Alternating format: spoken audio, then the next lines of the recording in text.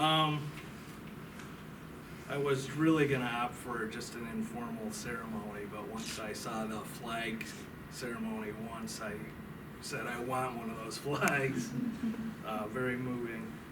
I made a few of my cheat notes, you know, which I borrowed from speech class, which I still remember.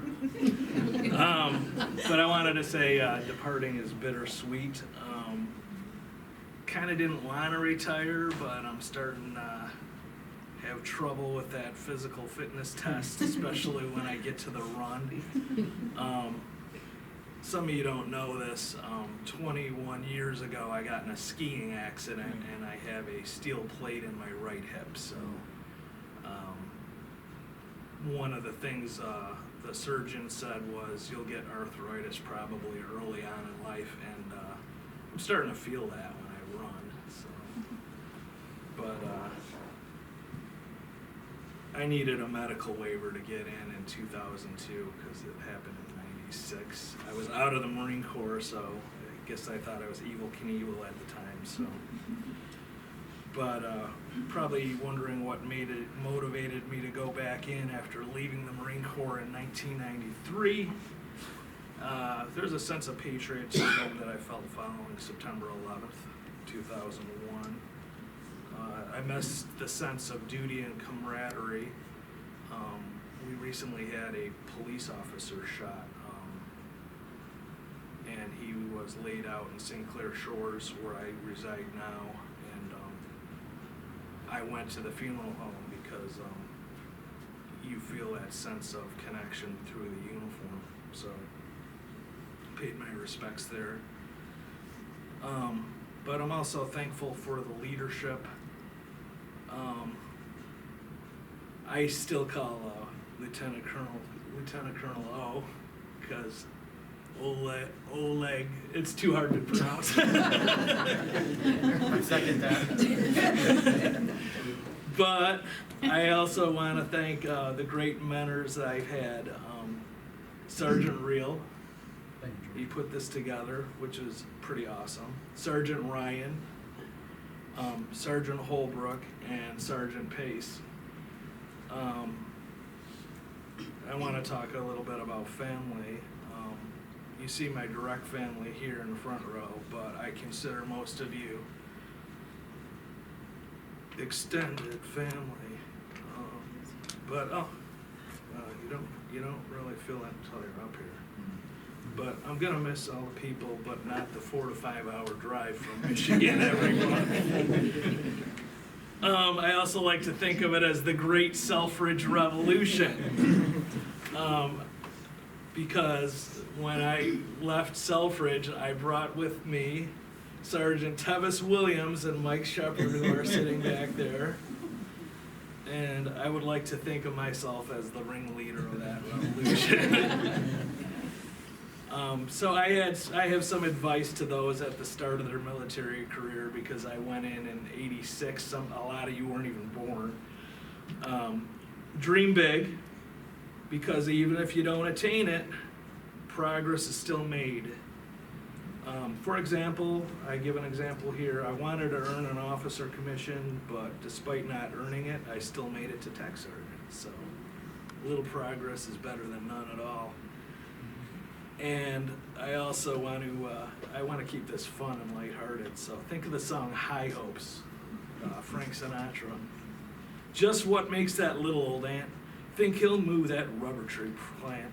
Anyone knows an ant can't move a rubber tree plant, but he's got high hopes. He's got high apple pie in the sky hopes. So anytime you're getting low, instead of letting go, just remember that ant. Oops, there goes another rubber tree plant. So an ant can tip it over. Anyone can do it. But be willing to step out of your comfort zone. What that means is I'd probably still be a staff sergeant if I didn't transfer units.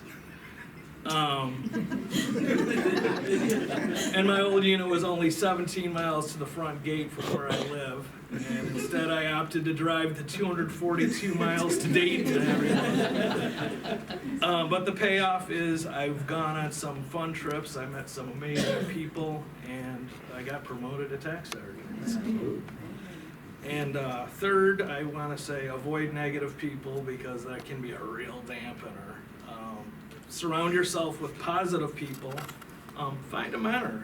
If you see someone that's a positive role model, seek them out. And then fifth point, be a mentor or a leader. If you are, and this is something I found out, I was interviewing with a Navy officer because I was gonna transfer from the Air Force to the Navy and try to get a commission as a supply corps officer there. So Captain McDonald says, "What is leadership in your definition?" And I said, "Well, leadership." And he goes, "Well, no, what is it to you?" I had to think about it. And he goes, "More than likely you are a leader if you got kids because you're setting an example for your children. So believe it or not, you are actually a leader. You have leadership within you and you don't even realize it." So I went back and read some books on leadership, and he did a follow-up interview. He goes, "So did you do what I suggested and read 3 books on leadership?" I said, "Sir, I read 6 books on it." He goes, "Man, you really want this." I'm like, "Yes, I do, sir." But, despite not getting the commission, it's, hey, we're still leaders. We still have it in us. My 6th point is have faith. And I like to compare it to trusting in a higher power. And I compare it to the Scottish runner Eric Liddell in the 1924 Olympics. The film Chariots of Fire was based on him.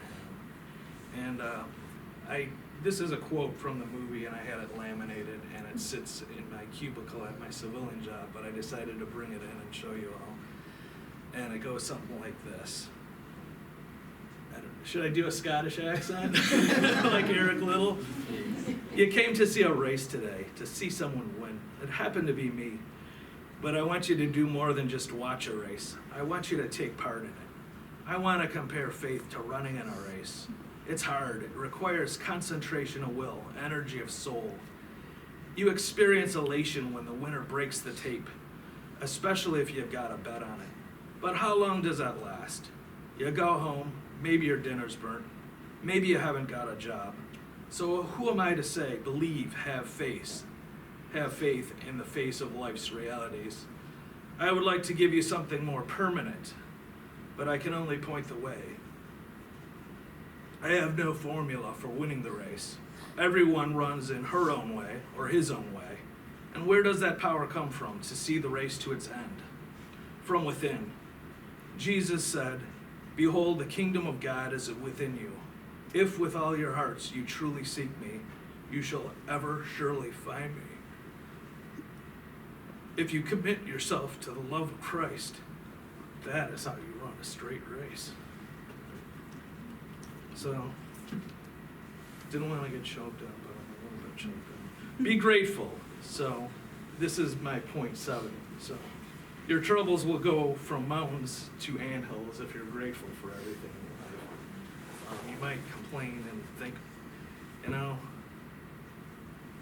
but if you're grateful for things, your problems don't seem so big because you're like, I really do have it pretty good. And point number 8, make the most of it. You might think, when I was in the Marine Corps, I got deployed, I was in Okinawa, and there was a saying in Okinawa, you either turn into a Bible thumper, a drunk, or a weightlifting guy. I might have did a little of all 3. But I learned to scuba dive when I was there.